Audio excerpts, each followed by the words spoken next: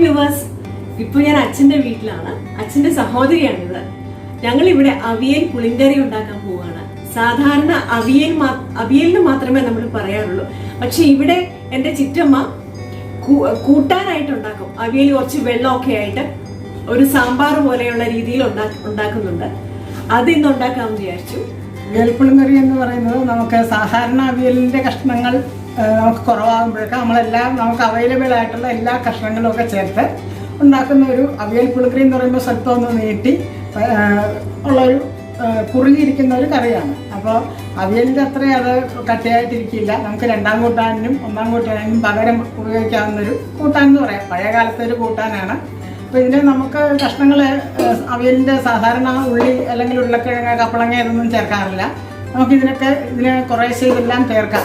അതൊരു രുചിയായിട്ടാണ് തോന്നുന്നത്. അപ്പം അങ്ങനെയുള്ളൊരു അവിയൽ പുളിങ്കറിയുടെ പരിപാടിയാണ് ഞങ്ങളിന്നിവിടെ ചെയ്യാൻ പോകുന്നത്. അപ്പോൾ അവിയൽ കുറച്ച് നീട്ടി അവിയൽ പുളിങ്കറിയായി രൂപാന്തരപ്പെടുന്നത് എങ്ങനെയാണെന്ന് കണ്ടു നോക്കാം.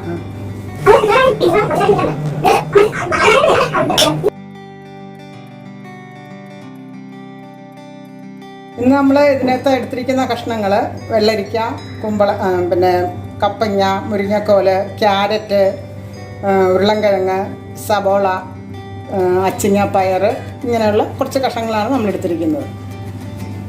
നമ്മൾ ഒരു കഷ്ണം ചേനയും കൂടെ അവിയലിൽ നുറുക്കി എടുത്തിട്ടുണ്ട്. അത് ആദ്യം വേവിച്ചെടുക്കണം. അത് നമ്മൾ വെള്ളത്തിലിട്ടിരിക്കുകയാണ്. ഇപ്പം പാൻ വെച്ച് വെള്ളം ചൂടാകുമ്പോൾ ആദ്യം ചേനയുടെ കഷ്ണങ്ങളിട്ട് വെന്ത് കഴിയുമ്പോൾ ബാക്കിയുള്ള കഷ്ണങ്ങൾ ചേർക്കുക. ആദ്യം വെള്ളം ഒഴിച്ച് തിളപ്പിക്കാം. തിളച്ച് കഴിഞ്ഞ് നമുക്ക് ചേനയും മുരിങ്ങക്കോലും ഇതിലേക്ക് ചേർത്ത് ഒന്ന് വേവിക്കാം. വെള്ളം തിളച്ചു, നമ്മൾ ചേന ഇടാൻ പോവുകയാണ്.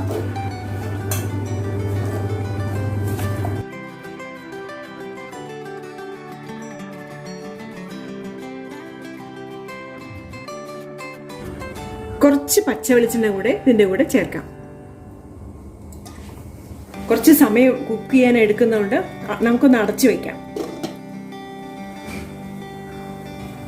ഏകദേശം ഈ കഷ്ണത്തിന് ഒരു മുറി തേങ്ങ നമ്മൾ ചിരണ്ടി ഇത്രയും ജീരകം, മുളക്, കരിവേപ്പില ഇത്രയും കൂടെ ചേർത്ത് അരച്ചെടുക്കണം. അത് കഷ്ണം നല്ലോണം വെന്ത് കഴിയുമ്പോൾ നമ്മൾ ഈ അരച്ചത് അങ്ങോട്ട് ചേർക്കുക.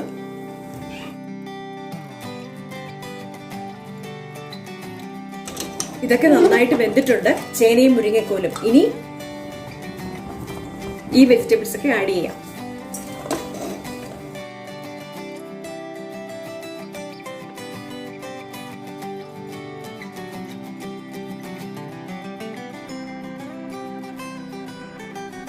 എട്ട് പച്ചമുളക് കീറിയത് ഇതിന് ചേർക്കാം. പിന്നെ അല്പം മഞ്ഞൾ,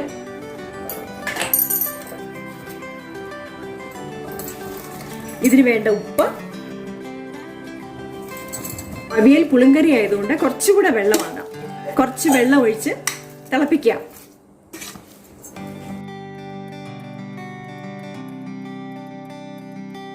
ഈ കഷ്ണങ്ങളൊക്കെ പകുതി വേവായി കഴിയുമ്പോൾ നമുക്ക് ഒരു മാങ്ങ പുളിയിടണം. പുളിക്ക് വേണ്ടിയിട്ട് ഇതുവരെ മാങ്ങ ഇട്ടില്ലല്ലോ. ഈ മാങ്ങ ചെത്തിയിടാൻ പോവുകയാണ്.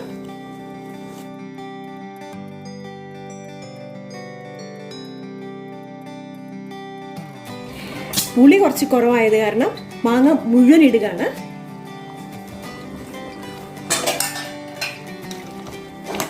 മാങ്ങയിട്ടൊന്ന് ഇളക്കി കൊടുക്കുക. കഷ്ണങ്ങളൊക്കെ വെന്ത് കഴിഞ്ഞു. ഇനി നമുക്ക് അരച്ച് വെച്ചിരിക്കുന്ന തേങ്ങ ചേർക്കാം.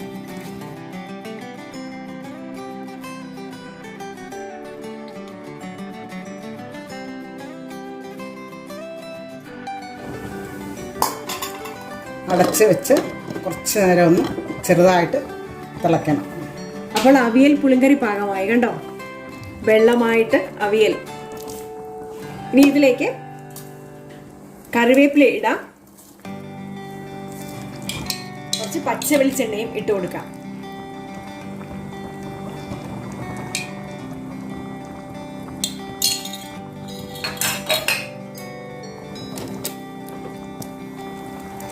ഇതാണ് അവിയൽ പുളിങ്കറി. ഒഴിച്ചുകൂട്ടാനാണ്.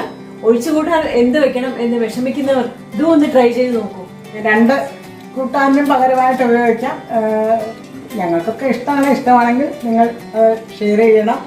എല്ലാവരും ഒന്ന് പരീക്ഷിച്ച് നോക്കുക. വലിയ ബുദ്ധിമുട്ടില്ലാത്ത ഒരു കൂട്ടാൻ നമ്മുടെ അടുക്കളയിലുള്ള കഷ്ണങ്ങളൊക്കെ ഇതിനായിട്ട് ഉപയോഗിക്കാം. അതാണ് ഏറ്റവും വലിയൊരു ഗുണം.